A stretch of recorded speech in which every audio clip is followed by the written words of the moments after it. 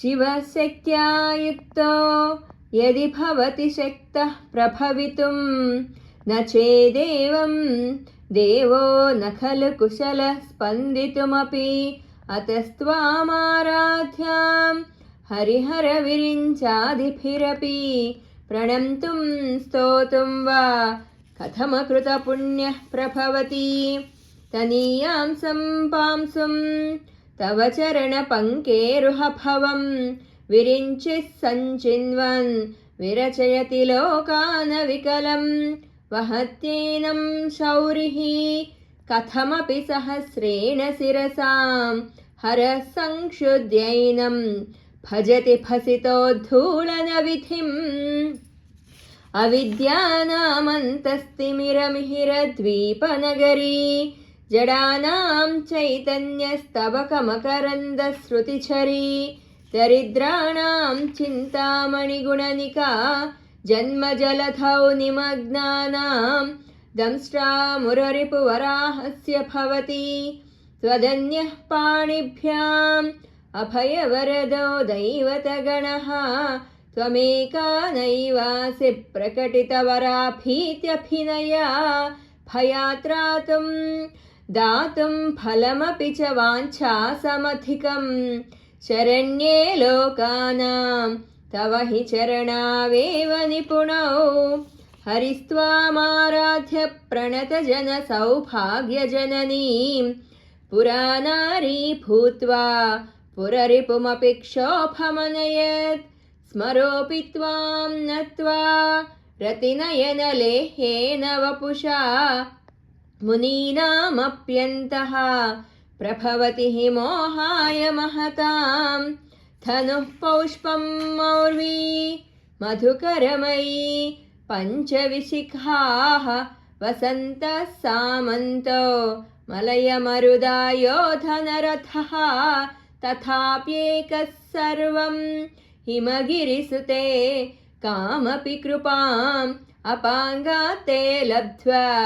जगदिदमनङ्गो विजयते क्वणत्काञ्चीरामा करिकलभकुम्भस्तननता परीक्षीणा मध्ये परिणतशरच्चन्द्रवदना धनुर्बाणान् पाशं शृणिमपि दधाना करतलैः पुरस्तादास्तां नः पुरमथितुराहो पुरुषिका सुधासिन्धोर्मध्ये सुरविटपि वाटी परिवृते मणिद्वीपे नीपोपवनवति चिन्तामणिगृहे शिवाकारे मञ्चे परमशिवपर्यङ्कनिलयां भजन्ति त्वां धन्याः कतिचन चिदानन्दलहरीं महीमूलाधारे कमपि मणिपूरे हुतवहं स्थितं स्वाधिष्ठाने हृदि मरुतम् आकाशमुपरि मनोऽपि भ्रूमध्ये सकलमपि भित्त्वा कुलपथं सहस्रारे पद्मे सहरहसि पत्या विहरसे सुधाधारासारैः चरणयुगलान्तर्विगलितैः प्रपञ्चं सिञ्चन्ति पुनरपि रसाम्नाय महसः अवाप्य स्वां भूमिं भुजगनिभमध्युस्थवलयं स्वमात्मानं कृत्वा स्वपिशिकुलकुण्डे कुहरिणी चतुर्भिः श्रीकण्ठैः शिवयुवतिभिः पञ्चभिरपि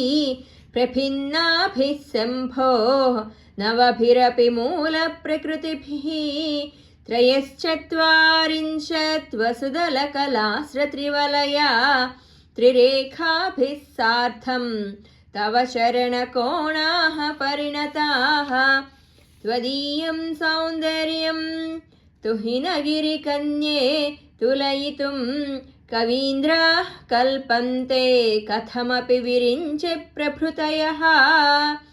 यदा लोकौत्सुक्त्या दमरललना यान्ति मनसा तपोभिर्दुष्प्रापामपि गिरिससायुज्य पदवीं नरं वर्षीयांसं नयनविरसं नर्मसुजडं तवापाङ्गालोके पतितमनुधावन्ति शतशः गलद्वेणीबन्धाः कुचकलसविस्रस्तसिचयाः हठात्रुट्यत्काञ्चो विगलितदुकूला युवतयः क्षितौ 56 द्विसमधिकपञ्चाशदुदके हुतासे 62 चतुरधिकपञ्चाशदनिले दिवि 238 मनसि च 64 ये मयूखाः तेषामप्युपरि तव पादाम्बुजयुगम् शरज्योत्स्ना शुद्धां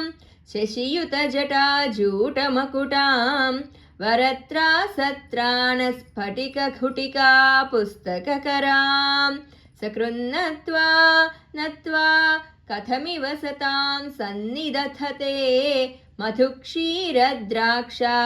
मधुरिमधुरीणाः फणितयः।